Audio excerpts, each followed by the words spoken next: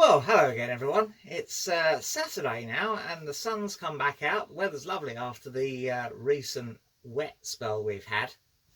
And I'm back out in the van trying to finish off this shower refit. Been watching all the other YouTube channels, people back out on the road, back in their motorhome having trips away.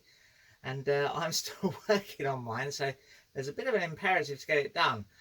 But we have a bit of a problem.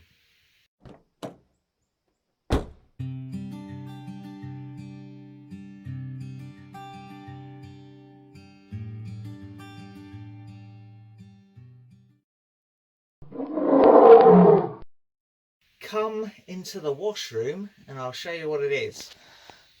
So there's a bit of a dirt on the floor because I've been in and out here in my boots, but this paint has sat here quite happily for a week or so, and I've been in and out of the van during the week and not noticed any problems. But I've come in here this morning and you can see in the corner here it's all bubbled up.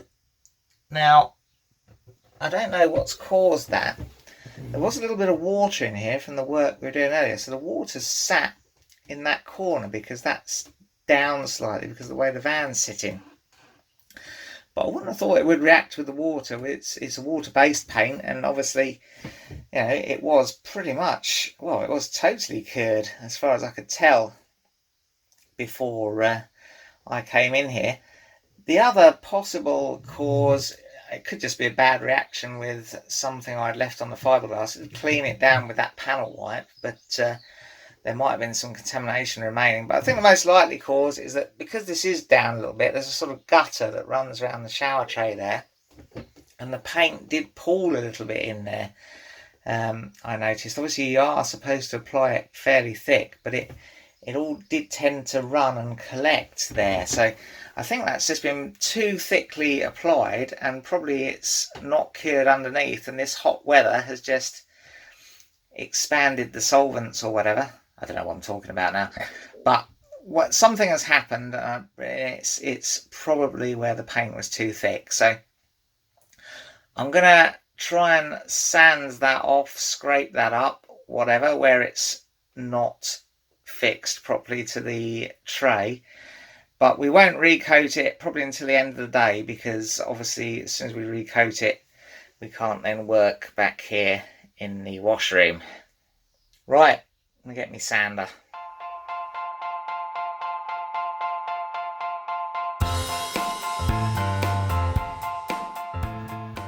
Oh, well, that was a bit weird, wasn't it? You can see how that came up in the end. I didn't need to sand it down. I just cut round where it was loose and peeled it all back, and it came up pretty easily. I think beyond where I've cut, it is stuck a little bit better, and I'm wondering if I just didn't get rid of some sort of silicone or something that was on there, or maybe I should have used like an adhesion promoter on the plastic, but it did say you could paint direct to plastic. Anyway, I'm gonna leave that now and concentrate on the plumbing, and then we'll come back to that and try and fix that later.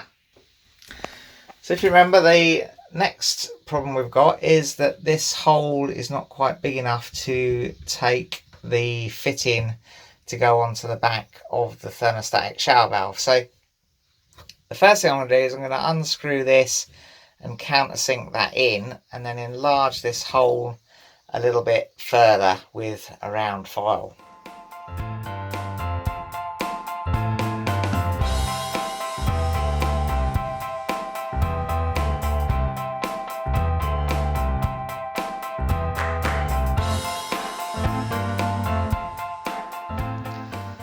Now the thing is, of course, the second hole has to be drilled with absolute pinpoint precision.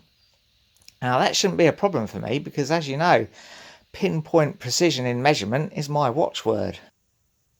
Anyhow, we're going to attempt it by making a paper template. So we'll just draw through the paper, as it were, these two round circles, and we can position one over the hole we've already drilled and mark the position of our second hole. Fingers crossed.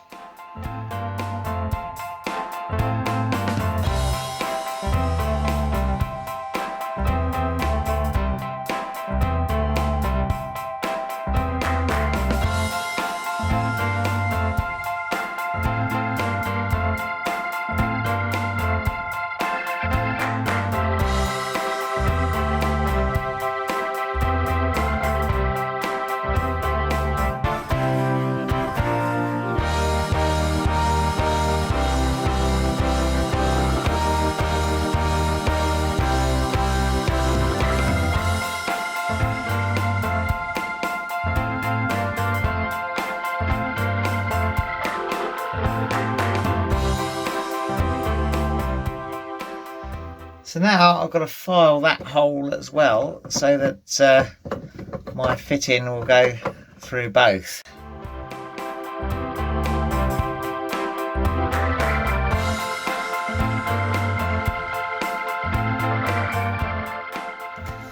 Well, there we go, loosely assembled and everything lines up. There's just about enough room to get the bowl back in. So the thing to do now is obviously underneath I'm going to end up with these two 3/4 inch barbs, which is less than ideal. So I need to make up something to get them back down to 1/2 inch. So I've got a couple of 1/2 inch plastic tees that I found on the web from a boat chandlery actually, but I couldn't find any plastic 3/4 to 1/2 inch reducers. But I have got this 3/4 inch hose that I brought from a local pneumatics place, and I've got 22 and 15mm copper, and I've been and bought some Yorkshire 22 to 15 reducers. I've already got plenty of Jubilee clips, and I've got me tee, so I think we should be okay. What I'm going to do is I'm going to cut some fairly shortish lengths of this 3/4 tube, because I don't really want to have too much of the pipework in 3/4, and I'm going to obviously put it onto the barbs that connect into the thermostatic valve, and then from there it can go onto 22mm, but it's a really well, it's not a fit at all onto 22mm. The 22mm pipe is significantly bigger than the internal dimension of this 3/4 hose, so we're going to have to sort of sweat it on with the heat gun. And then I know already that I can get the 1/2 inch hose easily onto the 15mm copper, because that's what I've done to connect up the tap in the basin previously. So we'll reconnect it in the same way. Right, let's go ahead with that.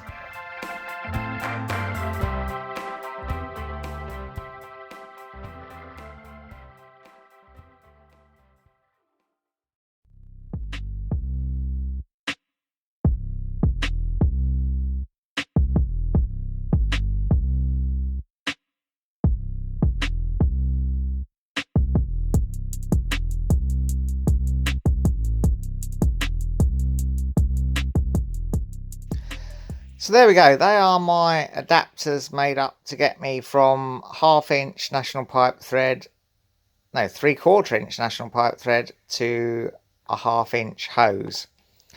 This soldering wasn't that great. This one went alright, but this one for some reason I couldn't get the solder to flow properly. I usually dob on a bit of extra solder, but I couldn't find my solder, so I had to make do with the solder that was already in the rings. Hopefully that'll hold. If it leaks, it shouldn't be too difficult to make up another one. I just need another of those couplings. Anyway, we can now go ahead and fit that shower valve, I think. I'm going to add the little rubber filters into the bottom of that thermostatic mixer valve, and that should then leave us with pretty much 6mm, which is the thickness of the perspex. Now I'm hoping it won't be necessary to tighten them up too much, because obviously just tightening that nut onto the perspex isn't great, neither is it on the top. I was wondering about putting a rubber O-ring on, but that might mean that we don't have enough space, so I'm going to try it, see how it mocks up okay. It's not going to take a massive amount of strain, so it probably will be okay, but it is a less than ideal scenario, I guess.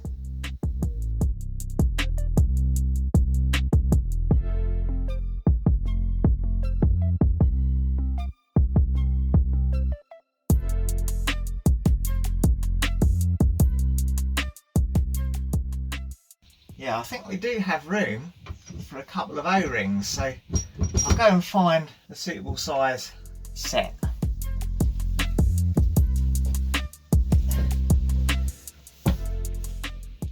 Now, I recovered this O-ring seal set out of an old steam plant room that was being demolished probably about 20 years ago, and I've kept it, and every now and again one comes in handy. Now that's a nice fit. That's a number 20.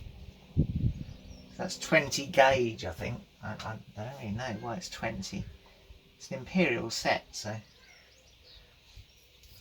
And it's got some numbers on the bottom. And so number 20 is 1.046 inches. Anyway, they seem to be about the right size. So I think I've got room for one on the top and one on the bottom. We'll see.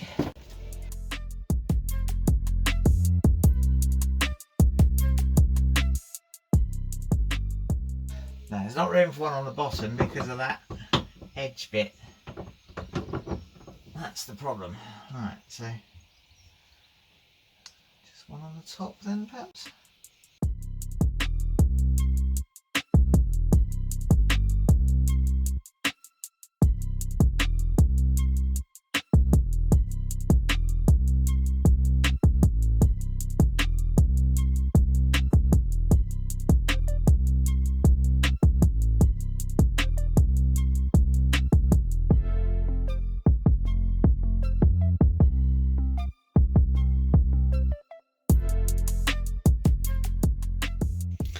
So yeah, there we go. That is not too bad, I don't think. A little bit tight fit where this rubber O-ring goes against the basin, but it does fit, and we can deal with that when we stick the basin in.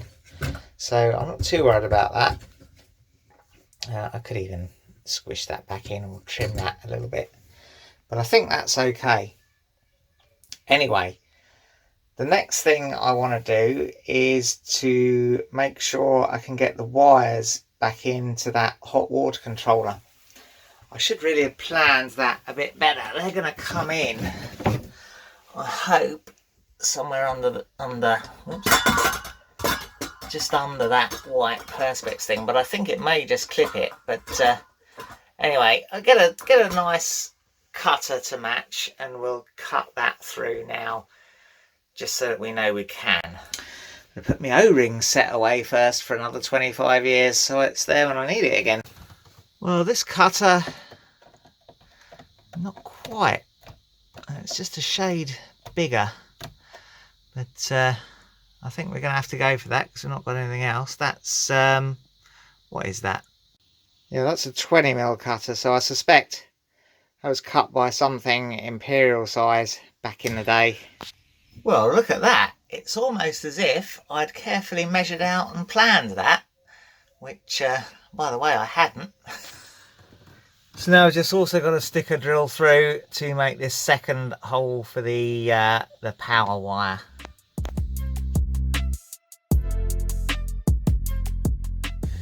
Right, so now that's done, we basically need to transfer this hole here through again. You can see we cladded over it, and we can do that just by basically drilling through in the four corners, I think, and then connecting it up with probably a hacksaw blade or something pushed through. So I'll clear some of this stuff out the way and I'll do that next.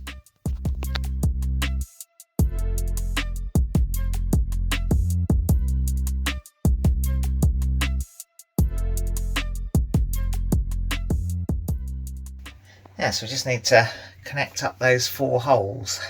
Mr. Ginge is back in his favourite role, overseeing from the driver's seat, ain't you, boy?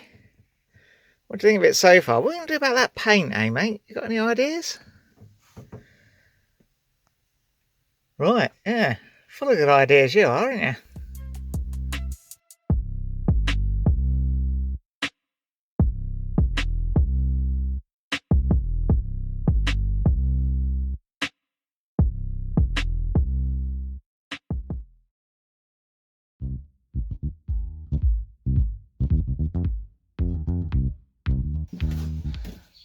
Right, now let's poke those wires through.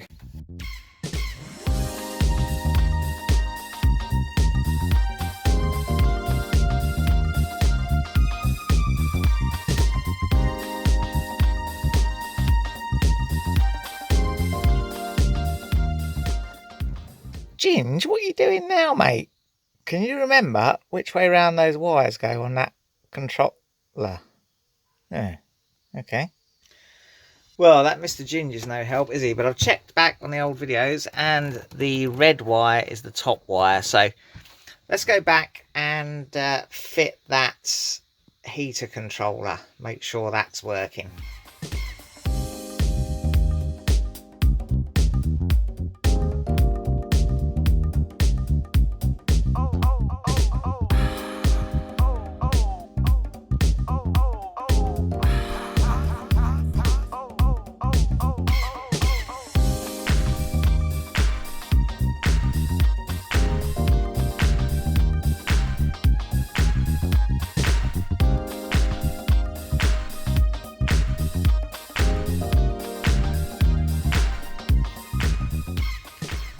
Oh, I've just had a little accident with this, and you can see that peg there, or that...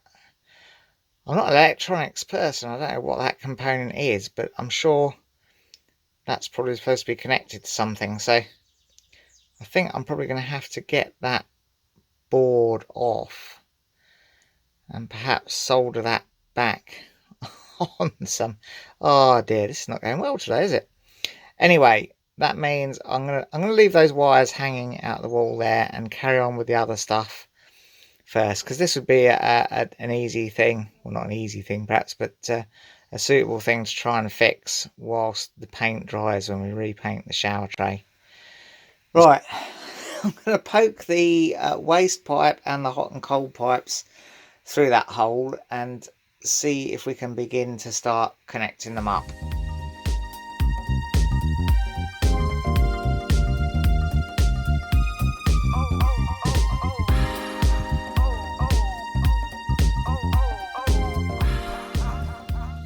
Right, we can see these are the connectors I made up last time, which go on the bottom of the flexible hoses.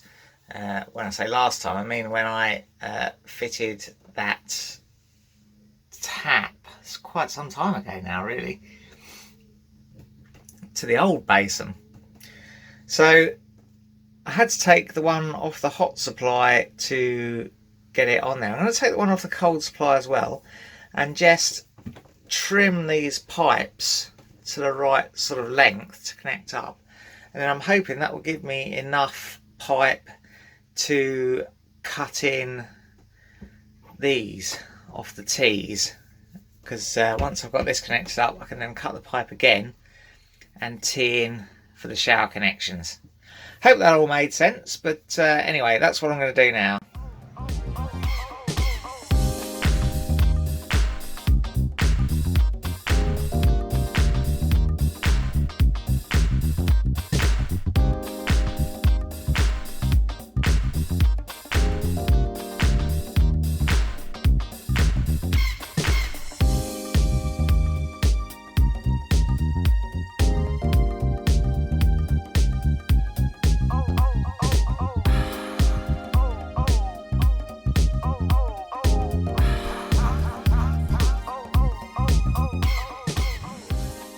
So there you go, that's everything connected up plumbing wise. I haven't fixed the basin down because I think I'll do that probably as one of the very last things I do, because once that's fixed it's going to be slightly harder to disconnect everything.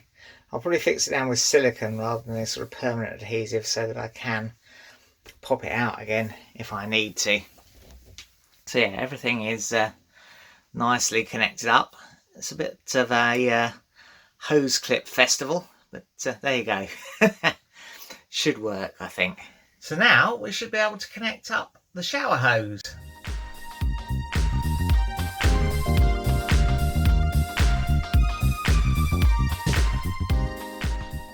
Well, there we are. Look at that. We can see how it's going to start to come together now. Well, I just installed this little wire basket. You put your shampoo and your toothbrush and bits and pieces in, which we're going to have instead of the big cupboard. So I've also got a self-adhesive mirror to stick there. It's an acrylic mirror, so we'll see how that looks. I'll go and get that and stick that on now. Well, there it is, fixed in position with the sticky pads, and I think that looks quite good on reflection. Right, well, I've topped up the tank with probably about 6 gallons of water just to test this out. So let's turn on the pump and pressurise the system, drain the air out, and then see if we get any leaks.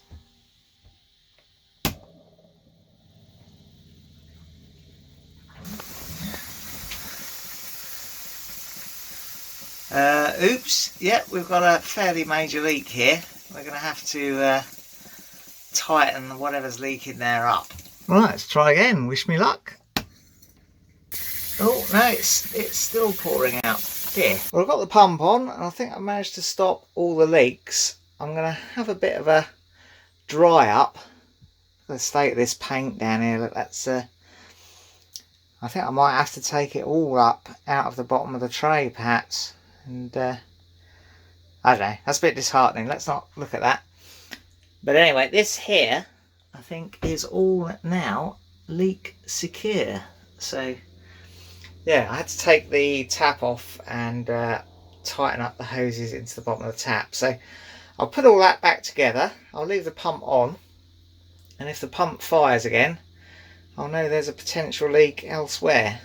Right, well, after much tightening up of stuff and swearing, we now have a working tap and waste. Oh, look at the waste going on the pipe. We can also test the shower.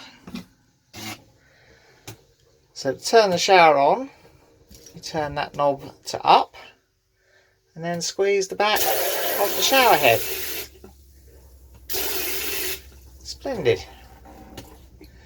Of course, we won't have hot water at the moment, but you can adjust the temperature with this, and that's the override knob to go hotter than your preset safety temperature. So there we go, that's pretty pleasing. However, this is less pleasing. Now you can see I've actually pulled back a little bit more. Obviously, with that leaking, this has got wet, and you can see the water is just creeping under and loosening it. So it's really not got much of an adhesion to that tray. So what I'm going to do is I'm going to pull back as much as I can and go from there. I think it's fairly well stuck to the sides for some reason, just not that base. I did keep it nice and dry, but I'm wondering if some water somehow got on there between me drying it and putting the paint on. That's possible, isn't it? Well, there we go. I've peeled the paint back until it's absolutely definitely stuck to the shower tray, and it's this sort of half really which hadn't stuck. So what I've done is I've cleaned it up. I've gone over it with wire wool. I've gone over it with 80 grit paper to make sure it's got a really good key. Ideally, I'd like to put some adhesion promoter on there, but I haven't got any. So I think it's probably worth trying a coat of paint, because obviously the rest of it's stuck, so it is possible for it to stick to this. Probably I just didn't prepare that bit right. So anyway, I don't think I need to film myself painting this in, but I'm going to give it a coat of paint. Unfortunately, I still have plenty left, probably about half a tin there. Well, there we go. There's another first coat on that bit that we pulled back up again. I only put a thinnish coat on, didn't try and cover too much, so it acts as a sort of a mist coat, priming sort of coat. It's worth a try, isn't it? Oh, Mr. Ginge seems to be beyond caring. Well, I've been having a bit of a roundup, and I've reread the instructions that come with that Protector Coat paint. It does have a specific section on the fiberglass which says you should clean it down with xylene and give it a heavy sand before you apply the paint. A lot of other surfaces it does recommend a primer first, but it does say you should be able to paint it straight onto fiberglass. Now, I didn't use xylene, I used that panel white degreaser, which I don't know, maybe wasn't quite good enough, or maybe I didn't sand it hard enough. I did only give it a light sanding, so This time I have done it with the 80 grit before I put that first coat on, so fingers crossed that'll be good enough. Well, anyhow, whilst that paint is drying, I need to make up some sort of pedestal thing, obviously to hide all those pipes and the cables. And I've been wondering how to do that, but I'm going to do it by bending some of this PVC wall cladding. It's fairly thin, but I think once it's got a bend in it and fixed either end, it should be fairly solid. And obviously it's only to cover up the pipes, not going to take any weight or anything. So the first thing I'm going to do, I'm going to make myself up a former to bend it with.